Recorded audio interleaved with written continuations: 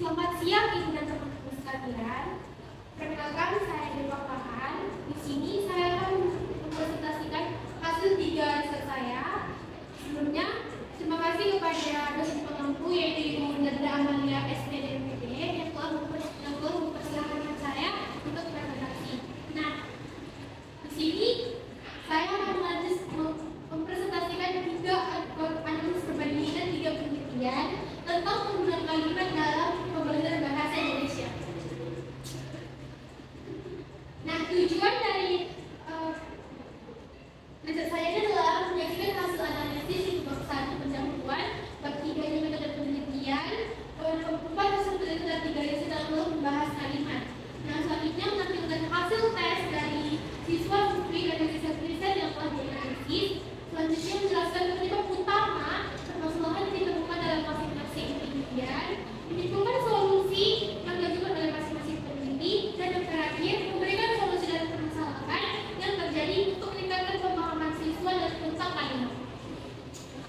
Di sini ada riset yang pertama oleh Redisiplininsi yang berjudul Analisis Penggunaan Kalimat Efektif dalam Penulisan Karangan Deskripsi Siswa kelas 7 SMK Negeri 42 Pekanbaru. Nah, fokus utama adalah penggunaan kalimat efektif dalam karangan deskripsi siswa. Banyak siswa yang menggunakan kalimat yang sesuai dengan struktur sehingga mempengaruhi kualitas dari karangan mereka. Nah, kalimat efektif penting untuk menyampaikan gagasan dengan jelas.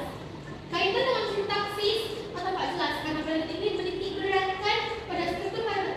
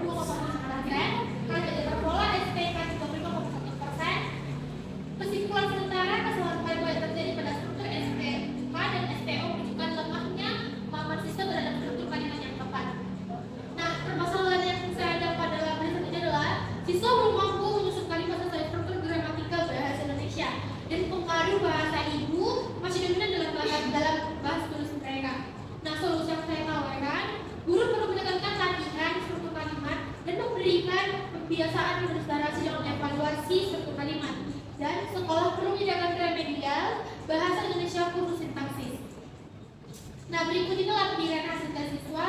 Di sini ada 3 hasil tes siswa. Misalnya teman-teman sekalian. Dan tes terakhir, peningkatan kemampuan menulis kalimat aktif dan pasif bahasa Indonesia melalui metode pembelajaran Probex pada siswa kelas 8 SMP Negeri 3 Lebak oleh Heni Hardianti. Pembelajaran bahasa Indonesia harus menunjukkan kemampuan menyimak, berbicara, membaca, dan menulis secara terpadu. Salah satu aspek penting adalah kemampuan menulis kalimat aktif dan pasif yang kerap masih menjadi kendala bagi siswa. Penelitian ini sangat erat kaitannya dengan sintaksis, karakter analisis, dan pembinaan kemampuan menulis struktur kalimat aktif dan pasif. Nah, metode jenis penelitiannya merupakan penelitian tunjangan kelas atau PTK. Lokasinya berada di SMP Negeri 3 Labakan, Kabupaten Pakem. Subjeknya 21 siswa, terdiri dari kelas 11 laki-laki dan 10 perempuan. Instrumennya observasi, tes menulis, dan dokumentasi. Siklus berada 2 siklus yang terdiri dari ada 4 pertemuan. Indikator keberhasilan 70% siswa memperoleh nilai lebih dari 75. Aspek penilaian bentuk kalimat, ejaan, kelengkapan dalam representasi tes POK. Dari hasil penelitiannya, siswa yang belum menulis kalimat aktif dan pasif dengan struktur yang benar. Kesalahan umumnya, penempatan subjek predikat berupa bentuk verba dan kesalahan ejaan. Siklus 1, proses menulis dilakukan berdasarkan pengamatan kedua, dan siklus kedua, aktivitas siswa yang belum masih cukup. Hasil belum optimal, dan rata skor siswa masih belum mencapai KKM 75. Nah, permasalahan yang saya temukan dalam riset ini adalah rendahnya kemampuan dasar menulis kalimat efektif, terutama aktif dan pasif, dan kedua, kurangnya penguasaan struktur sintaksis bahasa Indonesia. Dan solusi yang saya tawarkan, penerapan metode Probex yang menunjukkan 1. Dalam prediksi siswa terhadap isi gambar, dan kedua, kemampuan mengamati dan menyusun kalimat, dan yang terakhir, mendiam gambar sebagai stimulus sintaksis visual sangat efektif untuk kita dengan menulis. Nah, di sini ada 2 lampiran tes hasil siswa, bisa teman-teman lihat sekalian. Nah, sampailah kita kepada kesimpulan. Dari ketiga skripsi yang telah diteliti, disimpulkan bahwa kesulitan siswa dalam menulis dan kalimat dalam struktur yang benar, kesalahan yang terjadi pada kumpulan pola kalimat efektif, serta kalimat aktif dan pasif. Pembelajaran kontekstual seperti metode Probex terbukti efektif meningkatkan kemampuan menulis siswa. Sekian dari presentasi saya.